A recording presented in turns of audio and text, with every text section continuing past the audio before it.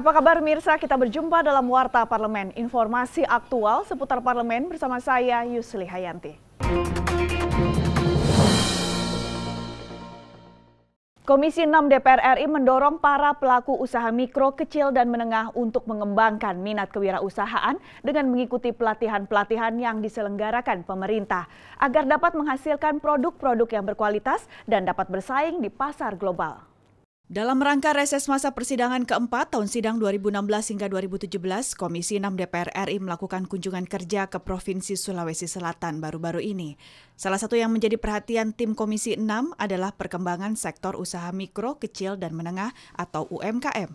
Komisi 6 DPR mengapresiasi perkembangan kegiatan UMKM di Kota Makassar, di mana produk-produk yang dihasilkan UMKM sudah mampu bersaing di pasaran, bahkan sudah sampai ke minimarket dan hotel-hotel yang ada di Kota Makassar.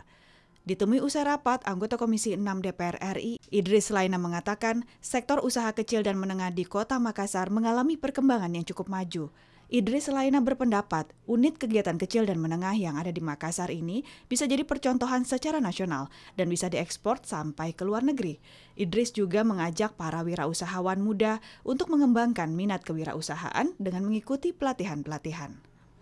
Tadi penjelasannya menarik bahwa pemasaran itu salah satunya dengan melaksanakan kerjasama dengan para pengusaha-pengusaha swalayan supermarket yang ada di Kota Makassar.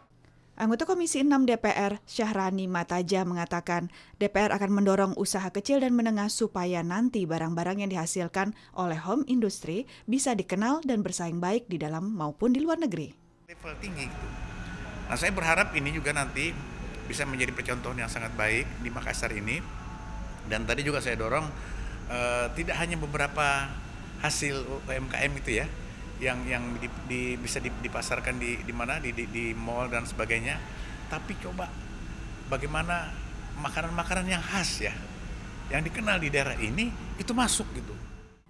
Anggota Komisi 6 lainnya Andrianto Johansyah sangat mengapresiasi produk-produk hasil kerajinan tangan yang ada di Makassar karena sudah menyasar sampai ke minimarket dan hotel-hotel. Andrianto mengharapkan produk-produk yang dihasilkan oleh UKM dan IKM ini bisa diekspor sampai ke luar negeri.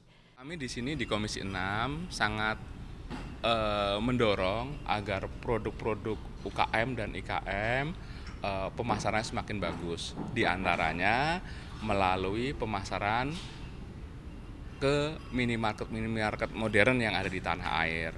Juga keinginan kita agar produk-produk tersebut bisa diekspor ke luar negeri. Salah satunya kita bantu dengan adanya pameran-pameran di luar negeri.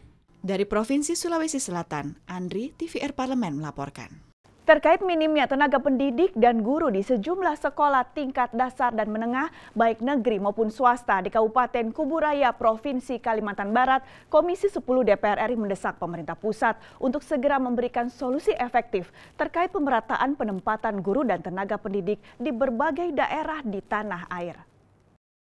Ditemui usai menghadiri rapat dengar pendapat dengan Wakil Bupati Kuburaya dan kunjungan ke sejumlah sekolah dasar dan menengah di Kabupaten Kuburaya, Kalimantan Barat baru-baru ini, Wakil Ketua Komisi 10 DPR RI Abdul Fikri menyayangkan sikap pemerintah daerah maupun pusat yang lamban dalam mengatasi berbagai masalah pendidikan di Kalimantan Barat. Abdul Fikri mengatakan ketersediaan tenaga pendidik dan guru sebagai salah satu elemen pendidikan yang penting dalam menjamin terciptanya sumber daya manusia yang berkualitas kini terhambat. Untuk itu ia meminta agar pemerintah segera memberi solusi alternatif tanpa menunggu peraturan turunan dari undang-undang terkait untuk mengatasi permasalahan kekurangan tenaga pendidik dan guru. Angkatan guru moratorium, PNS moratorium, kemudian sekolah juga tidak boleh mengangkat guru honorer dan seterusnya. PP 48 belum dicabut sepenuhnya. Oleh karenanya harus ada kejelasan juga. Ini tentang tenaga guru dan tenaga kependidikan.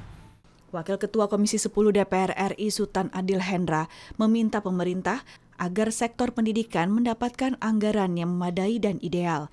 Sultan menilai penambahan anggaran ini dapat mengakomodasi berbagai persoalan pendidikan seperti infrastruktur sekolah, ketersediaan buku untuk meningkatkan literasi, serta penambahan gaji bagi guru honorer hingga insentif yang dapat digunakan untuk upaya pemerataan tenaga pendidik dan guru.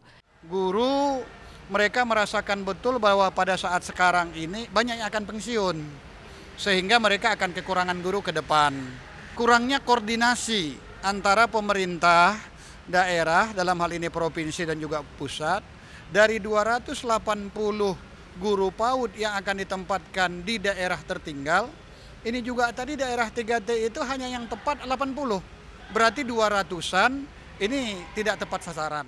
Dari Kalimantan, Kori Elisabeti, TVR Parlemen melaporkan.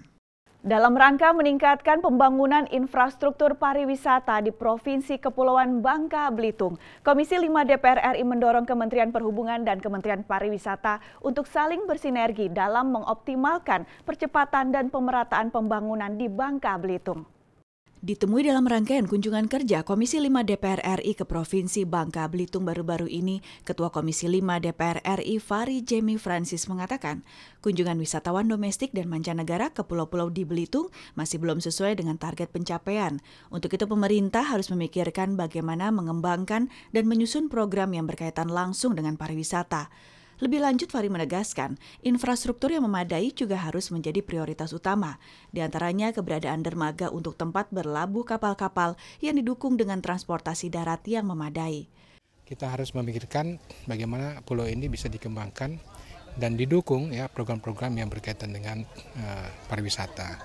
Kita masih lihat di sini tempat berlabuhnya kapal-kapal atau perahu-perahu untuk para wisatawan itu belum ada. Mereka harus turun di pinggir laut sana dan kemudian jalan ke sini, datang ke sini. Anggota Komisi 5 DPR RI Gatot Sujito berharap kawasan ekonomi khusus yang telah ditetapkan oleh pemerintah di berbagai daerah dapat mendorong kemajuan pembangunan infrastruktur dan pengembangan kesejahteraan ekonomi masyarakat secara berkelanjutan. Harapan kita adalah dengan adanya ekonomi khusus, kawasan ekonomi khusus itu ada pembangunan yang memadai, tidak hanya persoalan infrastruktur, tetapi persoalan-persoalan lain yang bisa mengembangkan aspek perekonomian itu bisa tumbuh berkembang dan masyarakatnya tidak lain adalah lebih maju dan sejahtera. Dari Provinsi Bangka Belitung, Ajib Caniago dan Sanjaya, TVR Parlemen melaporkan. Demikianlah Warta Parlemen kali ini, sampai jumpa pada Warta Parlemen berikutnya. Terima kasih atas perhatian Anda, saya Yusli Hayanti, wassalam.